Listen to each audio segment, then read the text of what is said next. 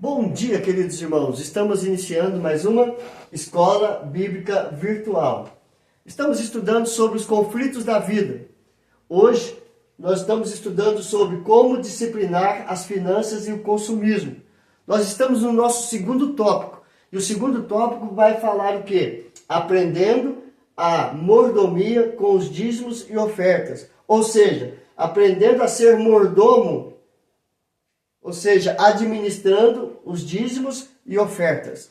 Então, o que a palavra de Deus nos ensina a respeito de dízimos e ofertas? Então, nós vamos ver que o que a Bíblia ensina lá em 2 Coríntios capítulo 9, verso 7, é entregar a Deus ou devolver a Deus as bênçãos que Ele tem derramado sobre nós, ou seja, os recursos que Ele tem designado às nossas vidas, devolver a Ele com alegria. E isso fica bem claro. Ela contém, ou seja, a Bíblia contém ensinamentos sobre a satisfação em poder devolver parte dos recursos que recebemos de Deus com alegria. Uma forma de expressar nossa gratidão a Deus. O versículo que Paulo escreve aqui diz justamente isso. Cada um contribua segundo tiver proposto no coração, não com tristeza ou por necessidade, porque Deus ama quem dá com alegria. Porque Deus ama quem serve com alegria. Deus ama quem devolve com alegria. Então, o Senhor sente prazer, sente alegria na vida daquele que é fiel com Deus, com a palavra de Deus, utilizando os recursos que Ele deu 100% e tirando 10% e devolvendo ao Senhor para serem utilizados na obra do Senhor. Então, nós vamos continuar e aprendendo que nos ensinos de Jesus, nós vamos ver que Ele nos orienta a respeito de como deve ser a mordomia dos dízimos e das ofertas.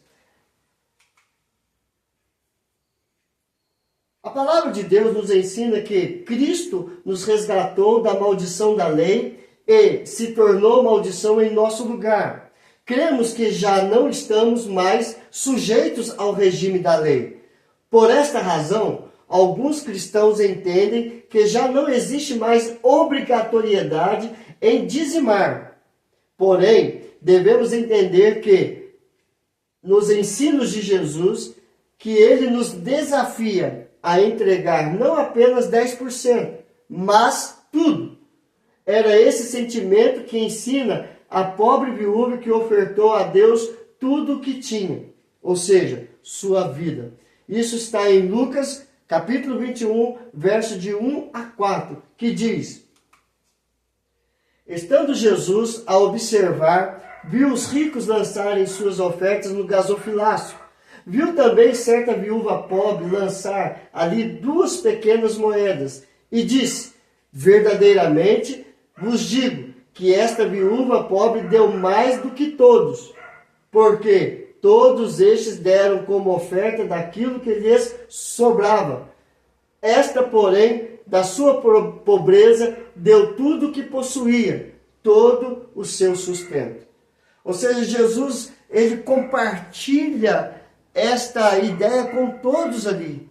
Todos que estavam dando seus dízimos, suas ofertas, lançaram no gasofilácio aquilo que eles proporam a dar. Entretanto, Jesus estava olhando e viu que ela deu apenas 2 pequenas moedas. No original, tudo o que possuía significa que ela deu a sua vida. Ou seja, ela deu tudo. E ela foi embora. E aquilo ali esperava somente a providência de Deus na vida dela. Então, ela nos ensina esta visão de dar tudo, não apenas 10%. E esta visão fica bem claro lá em Atos, quando Barnabé vende uma propriedade e ele pega o valor e lança aos pés dos discípulos de Jesus. Ele deu tudo. Então, nós vemos que Nos ensinos de Jesus, ele nos ensina não apenas 10%, mas a dar tudo. Em Mateus 23, 23 a 25, outro ensino de Jesus, ele diz: ai de vós, escribas e fariseus, hipócritas, porque dais o dízimo da hortelã, do endro e do cominho, e tendes negligenciado os preceitos mais importantes da lei, a justiça, a misericórdia e a fé. Devíeis, porém, fazer estas coisas sem omitir aquelas. Então fica bem claro que Jesus está dizendo: olha, vocês dão os dízimos da hortelã, do endro e do cominho, parabéns, maravilhoso. Porém, vocês têm negligenciado os preceitos mais importantes da lei: a justiça, a misericórdia, a fé, o amor para com Deus e para com o próximo.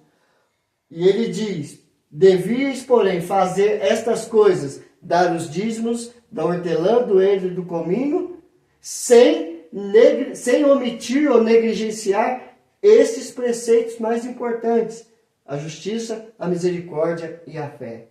Então, tanto a Bíblia em si nos ensina a sermos fiéis aos dízimos e às ofertas, como nos ensinos de Jesus, ele aponta para os dízimos e para as ofertas. Dízimo e ofertas, dever ou promessas? Em Malaquias 3:10, Provérbios 3:7 e 8, ele mostra para nós uma ordem, ou um desejo, ou um pedido, ou uma orientação, um aconselhamento de trazer à casa do tesouro os dízimos e as ofertas. Mas ali também tem promessas. E isso fica bem claro para nós. Ao devolver o dízimo, devolvemos apenas o mínimo.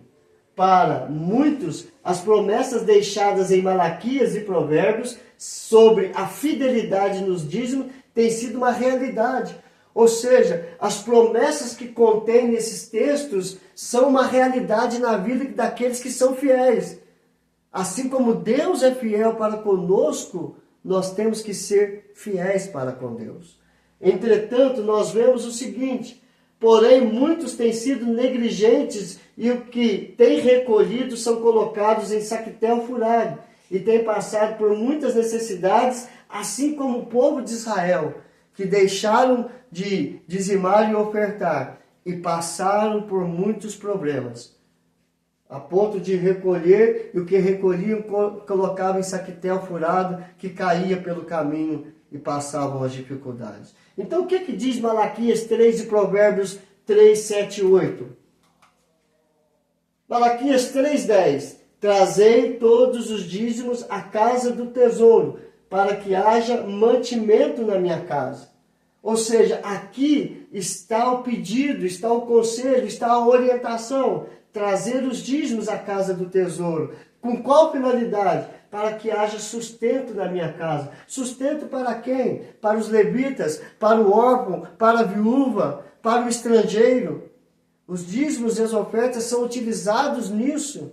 E hoje nós negligenciamos. Há muitas viúvas, órfãos e estrangeiros que passam nas ruas necessitados e não temos condições, porque deixamos de dizimar. Aí vem as promessas: e provai-me nisto, diz o Senhor dos Exércitos, se eu não vos abrir as janelas do céu e não derramar sobre vós bênção sem medida. E em Provérbios 3, 7 e 8 diz: honra, ou seja, o conselho, honrar ao Senhor com os teus bens e com as primícias de toda a tua renda, e se encherão fartamente os teus celeiros, e transbordarão de vinho os teus lagares. Promessa: Deus vai nos abençoar, Deus vai nos sustentar, Deus não vai deixar faltar nada para o nosso próprio bem. Então, através dos dízimos, das ofertas, Deus nos ensina o princípio da mordomia, de administrar os recursos que Deus nos dá. Mas continuando, e as ofertas especiais?